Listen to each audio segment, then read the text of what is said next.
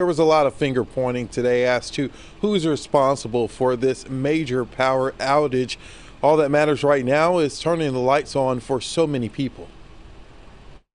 As another major winter storm rolls into North Texas, hundreds of thousands of families have gone 48 hours without power. It's been miserable. We've been just freezing. I mean, it's terrible. Miserable and freezing is the best way to describe how people in Rick Schorndorf's Grapevine neighborhood feels.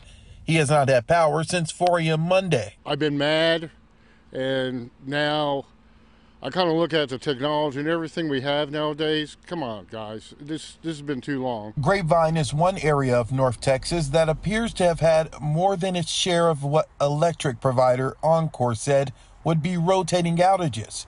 Encore has been saying people experiencing the extended outages may be due in part to equipment failure, or that it protects critical infrastructures like hospitals and first responder facilities.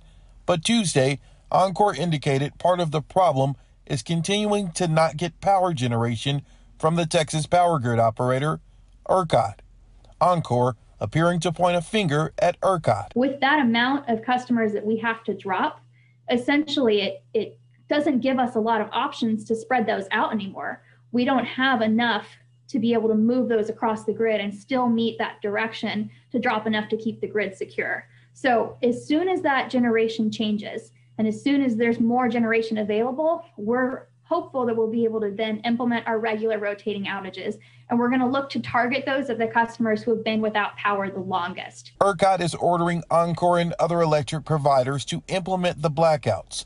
Tuesday, the CEO and head of ERCOT system operations talked with the media. I don't think there was any underestimation of the seriousness of the storm. ERCOT, which does not own the power plants or energy generation systems, says power generation like wind turbines, gas, coal, and nuclear plants went offline overnight Monday. And despite the massive blackouts, ERCOT denies being unprepared for a major winter snowstorm everyone saw coming long in advance. All that generation tripping offline, that part was not expected because of these winterization things that the generation industry had put in place where we were doing best practice and everything.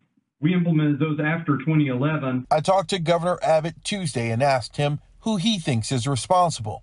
His view of ERCOT's performance is a lot different than ERCOT's self-evaluation.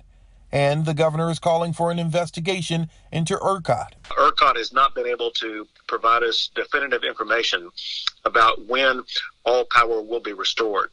That said, there is tremendous disappointment in the way that ERCOT has handled this entire episode. All the apparent passing the buck going on right now is in no relief to the millions of Texans freezing in their homes, seeking shelter, or unable to open their businesses. While they want someone held accountable, they first just want some heat. We did book a room tomorrow, and I am looking forward to it if we don't have power.